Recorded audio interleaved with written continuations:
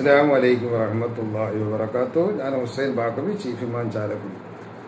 അള്ളാഹുവിൻ്റെ റസൂൽ സല്ലല്ലാഹു അലൈഹി വസല്ലമ പറയുന്നു, ഖുർആൻ ഓതുന്നവരുടെയും അത് ഓതാത്തവരുടെയും ഉദാഹരണം ജീവിച്ചിരിക്കുന്നവരെ പോലെയും മരിച്ചവരെ പോലെയാണ്.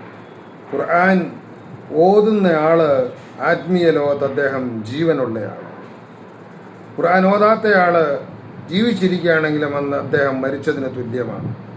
ഒരു മനുഷ്യൻ ഖുർആൻ ഓതുന്നു, ആ ഖുർആൻ അവൻ്റെ ഹൃദയത്തിന് ആത്മീയമായ ഉത്തേജനവും ജീവനും ഉണർവും നൽകുന്നു എന്നാണ് നമ്മളെ പഠിപ്പിക്കുന്നത്.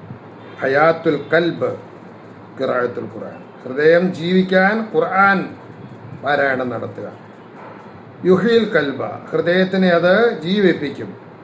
ഭക്ഷണം നമ്മുടെ ശരീരത്തെ വളർത്തുന്നത് പോലെ നമ്മുടെ ആരോഗ്യത്തിനും വളർച്ചയ്ക്കും ആവശ്യമായതുപോലെ ആത്മീയമായ ലോകത്ത് അവരുടെ ആത്മാവിൻ്റെ വളർച്ചയ്ക്ക് ആവശ്യമാണ് ഖുർആൻ പാരായണം.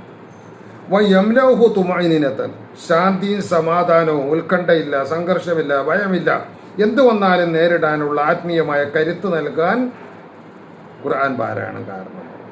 വനൂറൻ, അത് പ്രകാശവുമാണ്. അല്ലാഹു സുബ്ഹാനഹു വ തആല ഒരു മഹാനായ അംർ ഇബ്നുൽ ആസ് റളിയല്ലാഹു അൻഹു പറയുന്നു, ഫീ കുല്ലി ആയത്തിൻ ഫിൽ ഖുർആനി ദറജത്തുൻ ഫിൽ ജന്ന, ഓരോ ആയത്തുകൾക്കും, ഓരോ പദങ്ങൾക്കും, ആയത്തുകൾക്കും, വാക്കുകൾക്കും ഖുർആനിൽ സ്വർഗത്തിൽ അവർക്ക് ധാരാളം പദവികൾ ഉയർത്തപ്പെടും. മിസ്ബാഹു ഫീ ബുയൂത്തിക്കും, നിങ്ങളുടെ വീടുകൾക്ക് ആത്മീയമായ പ്രകാശം നൽകാനും ഖുർആൻ കാരണമായി തീരും.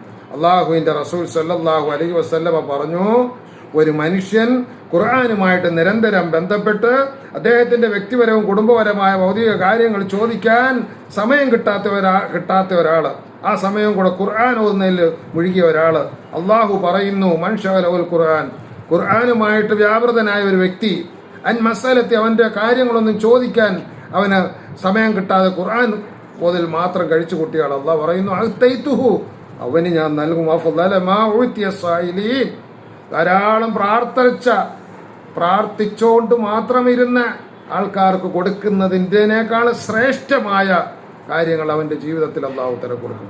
അള്ളാഹു തആല ഖുർആൻ കൊണ്ട് ദുനിയാവും ആഖിറവും കരസ്ഥമാക്കാൻ നമുക്ക് തൗഫീഖ് ചെയ്യട്ടെ. നിങ്ങളുടെ ദുആയിൽ എന്നെ ഉൾപ്പെടുത്തണം. സലാം.